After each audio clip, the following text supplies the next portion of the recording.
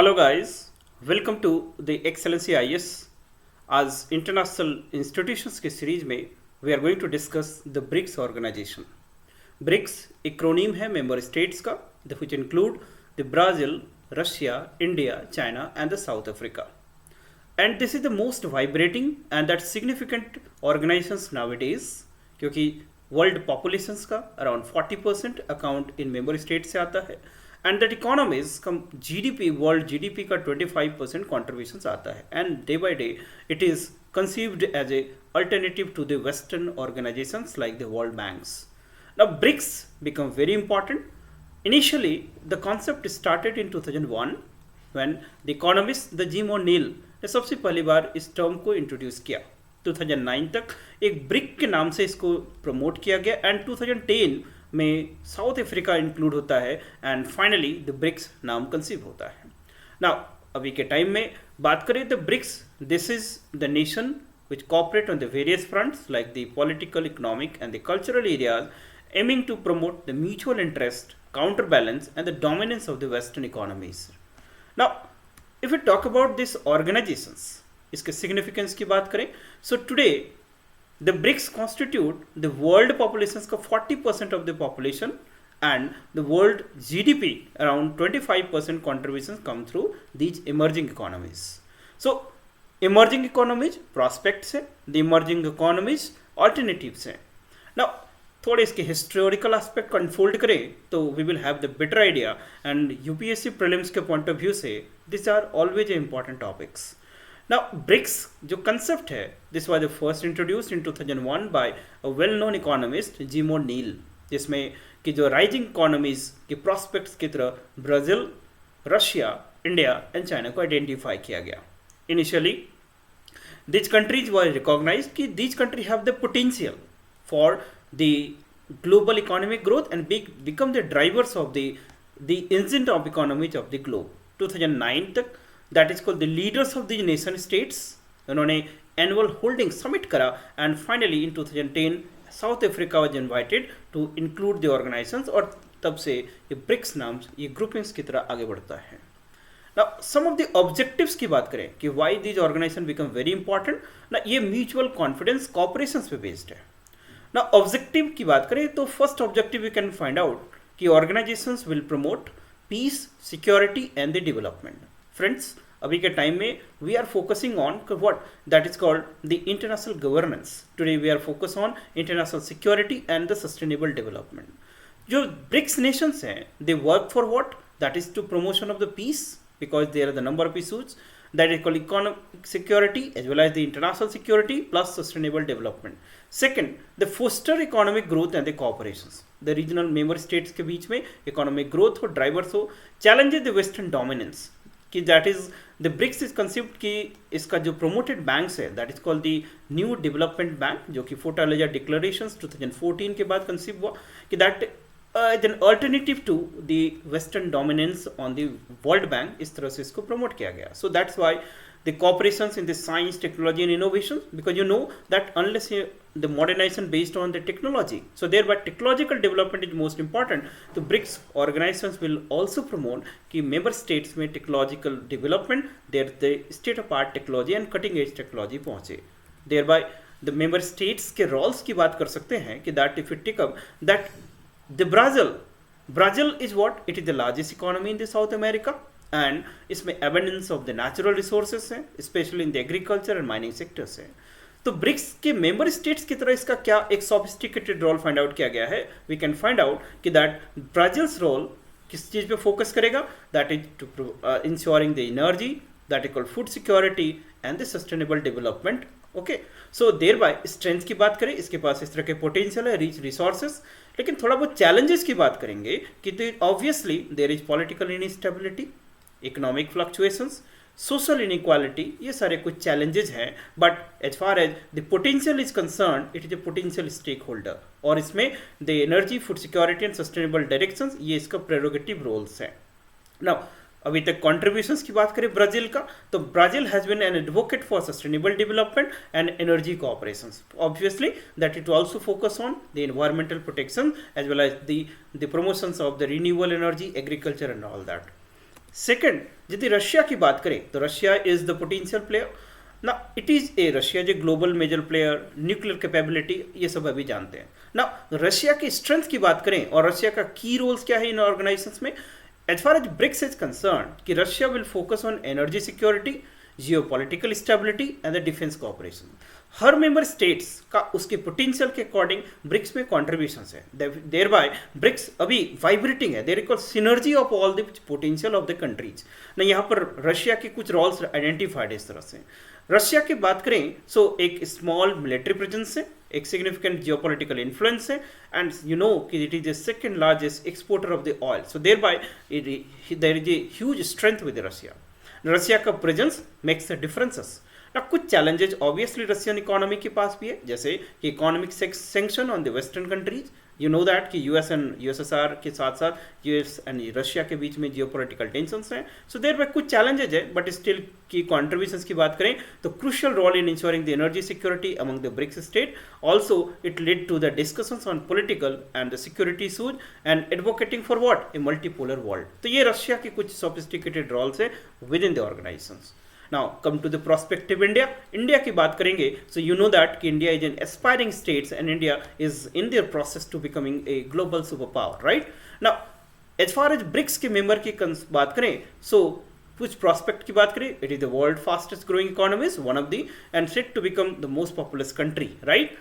BRICS के अंदर यदि बात करें तो इंडिया का फोकस किन एरियाज पे रहेगा ना, technology, information technology, pharmaceuticals and the services sector, मतलब trick is IPS, right? IT sectors है, फार्मास्यूटिकल सेक्टर्स है, and then you can call that is called the security sectors है, तो प्रोमोटिंग द डेमोक्रेटिक वैल्यूज।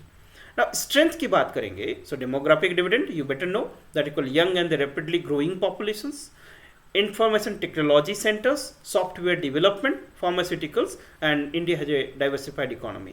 ये potential areas है, strength है, but apart from that कुछ challenges है. Obviously poverty is the one challenges, there equal infrastructure deficit is the another challenges, or political challenges and regional conflicts some of the challenges. Boundary, लेकिन जब हम की contributions की बात करेंगे, so obviously India trade cooperations, digital economic initiative and great cultural exchange पे focus करेगा। So obviously कुछ स्ट्रेंथ हैं, चैलेंजेज हैं, सो एक दैट इज कॉल्ड कोऑपरेशंस के थ्रू इन सब चीज़ को आइडेंटिफाई करने की बात करेगी। नाउ चाइना की बात करें, so come to the China. China is this largest economy with the BRICS and the second largest in the world. China है कि जो प्रेजेंस है, इसका जो फोकस है, the role of the China within the groups, किसकी बात करेंगे, चाइना से strategic interest with the group include trade facilitation, infrastructure development and the financial cooperations. Now strength की बात करेंगे, सो ऑब्वियसली इन एरियाज पे चाइना के पास एक्सपर्टीज है, बट चैलेंजेस की बात करेंगे, सो चैलेंजेस में some of the trade tensions, you know that कि यूएस एंड द चाइना के बीच में ट्रेड टेंशंस है। देन सेकंड थिंग, इंडिया और चाइना के बीच में भी some of the boundary issues हैं, बट स्टिल द चाइना के कॉन्ट्रीब्यूशंस क्या क्या है। China is basically manoeuvring the idea of जो new development bank, belt and road initiative, इसके कुछ प्रोस्पेक्टिव इनिशिएटिव्स है, जो प्रोस्पेक्टिव भी है, but some of the area of the strain as well as tensions भी है ना। आगे बढ़ेंगे, South Africa. South Africa, the participation includes the interest of the African union और South Africa in this elite group. Now strength की बात करेंगे, rich mineral resource, you better know that is called gold, platinum and diamonds के reserves है यहाँ पर, diversified economy है, but what are the challenges, the African country है, so thereby obviously the problem of unemployment है यहाँ पर, income inequalities है, पॉलिटिकल इनस्टेबिलिटी है, इकोनॉमिक चैलेंजेज है, बट ग्रुपिंग्स के अंदर इसके यदि की रोल की बात करेंगे, सो ये किन चीज़ों पे फोकस करेगा, ऑब्वियसली ट्रेड पे, इन्वेस्टमेंट पे एंड डेवलपमेंट ऑफ कॉपरेशन पे बात करेगा ना। अभी तक जो कॉन्ट्रीब्यूशंस की बात करेंगे कि ये इंडिकेट करता है कि that it is the participation of the Africa, that is called investment of African Union to this elite group, और ये इलिट ग्रुप फोकस करेगा investment to these countries, right? Now some of the key areas of cooperations as well as some areas की बात करेंगे, so group will focus on economic cooperations.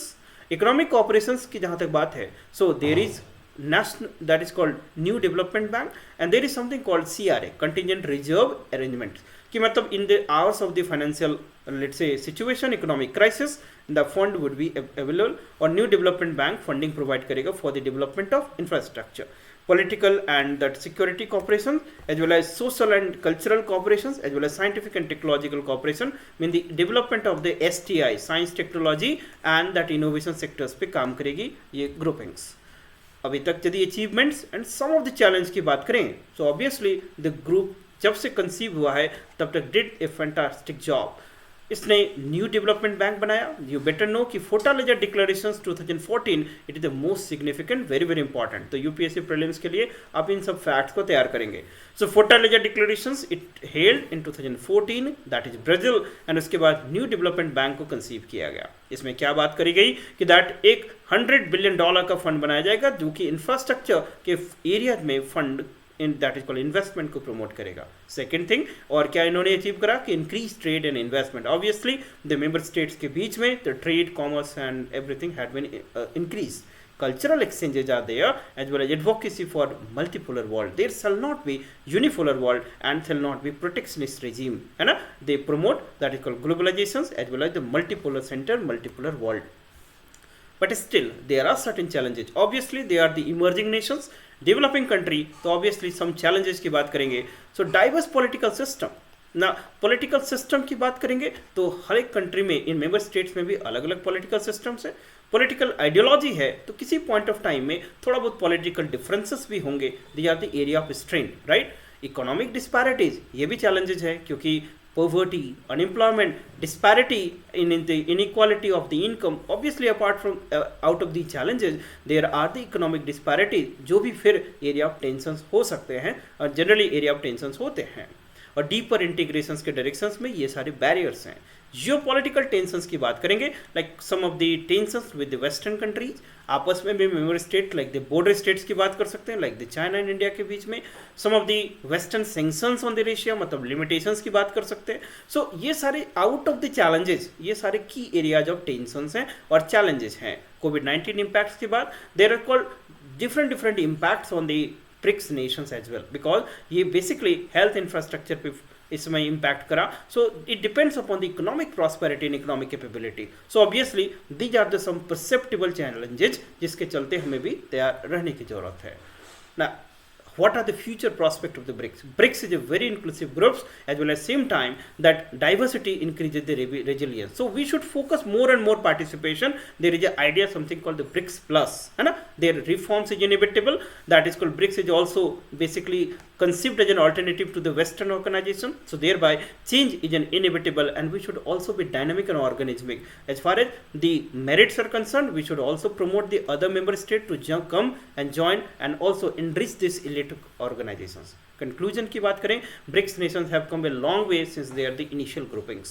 Initially it was conceived as a groupings of the that is called the rising economy, but gradually now world economy की बात करें, world populations की बात करें, world governance की बात करेंगे. So BRICS has emerged as a very significant player and obviously the prospect is very bright provided some of the gray area को उसको successfully handle करना है and that organization should work under the mutual trust, confidence and with the complete synergy to achieve its the conceived targets. So I hope this lecture is informative and these are the areas you should keep in the mind as far as your prelims examination is concerned. International institution is a sophisticated area from where you always get a question and these are the very tricky questions so that you can fetch a good mark always, provided you should be alert and that attentive proactively in before. So this is all about the today's session. We all meet again with the new sessions on the international institution. Till then, take care, goodbye, have a nice day ahead.